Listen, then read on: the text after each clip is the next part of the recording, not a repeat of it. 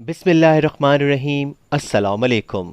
70 اور 80 کی دہائی میں اس کی شہرت اور دولت کا اتنا چرچا تھا کہ شہزادیاں اور شہزادے ان کے ساتھ ایک کپ کافی پینا اپنے لیے اعزاز سمجھتے تھے۔ وہ کینیا میں موجود اپنے وسیع و عریض فارم ہاؤس میں چھٹیاں گزار رہے تھے۔ ان کی کمسن بیٹی نے آئس کریم اور چاکلیٹ کی خواہش کی۔ انہوں نے اپنا ایک جہاز بوئنگ 747 بما عملہ پیرس بھیجا، جہاں سے آئس کریم خریدنے کے بعد جنیوا سے چاکلیٹ لے کر اسی دن جہاز واپس کینیا پہنچا۔ بیٹی کی یہ خواہش پوری کرنے پر $1 ملین کا خرچہ آیا۔ London, Paris, new York, Sydney سمیت دنیا کے 12 مہنگے ترین شہروں میں اس کے لگژری محلات تھے۔ انہیں عربی نسل گھوڑوں کا شوق تھا۔ دنیا کے کئی ممالک میں ان کے خاص استبل تھے۔ اس تاجر کی دی ہوئی طلاق آج تک دنیا کی مہنگی ترین طلاق سمجھی جاتی ہے، جب اس نے $875 ملین اپنی امریکی بیوی کے منہ پر مارے اور اسے طلاق دی۔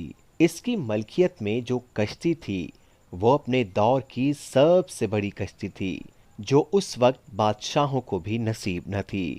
اس کشتی میں 4 ہیلی کاپٹرز ہر وقت تیار رہتے، جبکہ 610 افراد پر مشتمل خدام اور عملہ تھا۔ وہ کشتی بعد میں ان سے برونائی کے سلطان نے خرید لی۔ ان سے ہوتے ہوئے ڈونلڈ ٹرمپ تک پہنچی۔ ٹرمپ نے $29 ملین میں خریدی۔ ان کی اس کشتی پر جیمز بانڈ سیریز کی فلموں سمیت کئی مشہور ہالی ووڈ فلمیں شوٹ کی گئیں۔ اپنی 50ویں سالگرہ پر اس تاجر نے اسپین کے ساحل پر دنیا کی مہنگی ترین پارٹی دی، جس میں دنیا کی 400 معروف شخصیات نے 5 دن تک خوب مستی کی۔ امریکی صدر رچرڈ نکسن کی بیٹی کی فقط ایک مسکراہٹ پر 60,000 پاؤنڈ مالیت کا طلائی ہار قربان کر دیا۔ اسلحے کا بہت بڑا سوداگر تھا۔ ملکوں کے درمیان وہ اسلحے کی ڈیل اور معاہدے کراتا تھا۔ سعودی عرب اور برطانیہ کے درمیان $20 ارب کے معاہدے اسی نے کرائے۔ شراب اور شباب ان کی کمزوری تھی۔ 4 جائز اور 8 ناجائز بیگمات ان کے عقد میں تھیں۔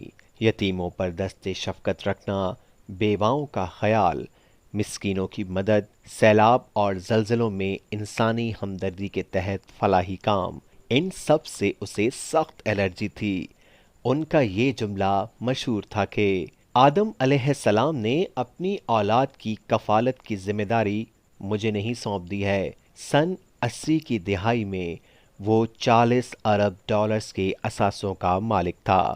پھر آہستہ آہستہ اللہ تعالیٰ نے اس کی رسی کھینچنی شروع کی۔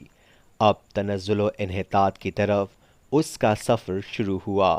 اربوں ڈالرز کی مالیت کے ان کے ہیرے سمندر میں ڈوب گئے۔ کاروبار میں خسارے پہ خسارہ شروع ہوا۔ قرضے پہ قرضہ چڑھا۔ سب اثاثے فروخت کر ڈالے۔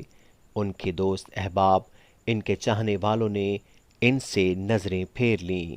یہ ایک لمبی مدت گمنامی کے پاتال میں چلا گیا۔ کسی کو خبر نہ تھی کہ یہ کہاں ہے۔ اور پھر ایک دن یہ لندن میں کسی سعودی تاجر کو ملا۔ ان کی حالت غیر ہو چکی تھی۔ اس تاجر سے کہا، وطن واپس جانا چاہتا ہوں، لیکن کرایہ نہیں ہے۔ اس سعودی تاجر نے اکانومی کلاس کا ٹکٹ خرید کر اسے دیا اور یہ جملہ کہا، اے عدنان، اللہ تعالیٰ نے فقیروں اور غریبوں پر مال خرچ کرنے اور صدقے کا حکم دیا ہے۔ یہ ٹکٹ بھی صدقہ ہے۔ اور یوں اپنے دور کا یہ کھرب پتی شخص، جس کے پاس کبھی اپنا ذاتی جہاز تھا، صدقے کے ٹکٹ پر عام مسافروں کے ساتھ جہاز میں بیٹھ کر جدہ پہنچ گیا۔ اس تاجر کا نام عدنان خاشقجی تھا۔ یہ عرب نژاد ترک تھا۔ اس کی پیدائش مکہ مکرمہ میں ہوئی تھی۔ ان کا والد شاہی طبیب تھا۔ یہ شخص ترکی میں قتل ہونے والے صحافی جمال خاشقجی کا چچا تھا۔